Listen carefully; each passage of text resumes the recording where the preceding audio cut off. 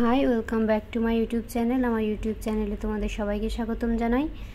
Honours তৃতীয় বর্ষের department of ম্যানেজমেন্টের যে বিভাগটি আছে সেই বিভাগের বাংলাদেশের করবিধি যে সাবজেক্ট আছে সেই সাবজেক্টের খ প্লাস গ বিভাগের গুরুত্বপূর্ণ সাজেশান নিয়ে এসেছি। আর এই সাবজেক্টে ম্যাক্সিমাম ম্যাথ এসে থাকে, এর পাশাপাশি কিছু থিওরিও থাকে। তো ম্যাথের পাশাপাশি থিওরির প্রিপারেশন নিয়ে যাওয়াটা উচিত। এই সাবজেক্টের ক বিভাগের সাজেশানের ভিডিও এই ভিডিওর ডেসক্রিপশন বক্সে দেওয়া থাকবে, তোমরা দেখে নিতে পারো। আর ভিডিওর লাস্টে ধারা উল্লেখ করে দিয়েছি কোন ধারার কোন অঙ্ক করতে হয়। তো করের সংজ্ঞা দাও, করের উদ্দেশ্য বর্ণনা করো, উত্তম কর ব্যবস্থার বৈশিষ্ট্য কী কী, সরকারি কর অর্থব্যবস্থা ও ব্যক্তিগত অর্থব্যবস্থার মধ্যে পার্থক্য দেখাও, স্বয়ং কর নির্ধারণ কাকে বলে, স্বয়ং কর নির্ধারণ পদ্ধতিতে কর নির্ধারণের সুবিধা পেতে হলে করদাতাকে কী কী শর্ত পূরণ করতে হয়।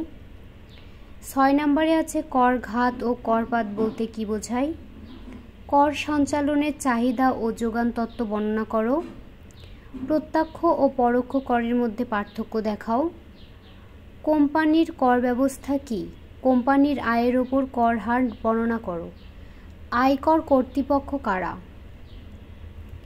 তারপরে আছে আয়কর ধার্যের উদ্দেশ্যে আয়ের শ্রেণীবিভাগ বর্ণনা করো, জাতীয় রাজস্ব বোর্ডের ক্ষমতা ও কার্যাবলী আলোচনা করো, কর দায়ের ওপর করদাতার আবাসিক মর্যাদা প্রভাব আলোচনা করো, বেতনের উপাদানসমূহ কী কী, গৃহ সম্পত্তি খাতে অনুমোদনযোগ্য খরচসমূহ কী কী, কর নির্ধারণী চক্র কী, এই চক্রের ধাপসমূহ বর্ণনা করো, দ্বৈত কর এড়ানোর জন্য কর রেহাই বলতে কী বোঝো, কোন কোন ক্ষেত্রে করদাতা কর ফেরত পেতে পারেন, অংশীদারি কারবারে কর নির্ধারণ পদ্ধতি আলোচনা করো, জিরো কুপন অথবা শূন্য কুপন বন্ডের বৈশিষ্ট্য কী কী, কী কী কারণে মূল্য সংযোজন কর সরকার এবং করদাতা উভয়ের নিকট সুবিধাজনক বলে বিবেচিত হয়, দানের মূল্য নির্ধারণ নিরূপণ পদ্ধতি বর্ণনা করো, মাদক শুল্ক কী, আপিল কর্তৃপক্ষ কারা, অনুমোদিত ভবিষ্যৎ তহবিলের জন্য আবশ্যক পালনীয় শর্তাবলীগুলো কী।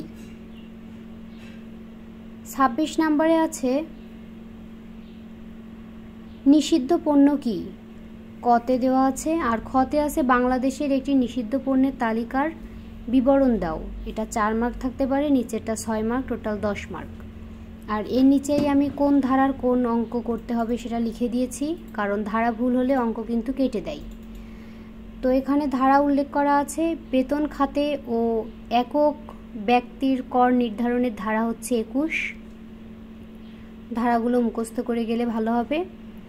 সিকিউরিটি সুদ খাতে আয় ধারা হচ্ছে 22-23, গৃহ সম্পত্তি খাতে আয় ধারা হচ্ছে 24-25, কৃষি খাতে আয় ধারা হচ্ছে 26-27, পেশা খাতে আয় ধারা হচ্ছে 28-29-30, মূলধনী লাভ খাতে আয় 31-32, অন্যান্য উৎস খাতে আয় 33-34, কোম্পানির কর নির্ধারণে কোনো ধারা নেই, অংশীদারি ফার্মের কর নির্ধারণের ধারা হচ্ছে 43, মূসকেরও কোনো ধারা নেই। এই ধারা অনুপাতে কিন্তু অঙ্ক করতে হয়। তো যদি এই ভিডিওটি গুরুত্বপূর্ণ মনে হয়ে থাকে লাইক কমেন্ট শেয়ার দিও এবং পরবর্তী সাজেশন পাওয়ার জন্য আমার চ্যানেলটি সাবস্ক্রাইব করে পাশে থাকা বেল আইকনটি প্রেস করো আর ডেসক্রিপশন বক্সটা অবশ্যই ফলো করো।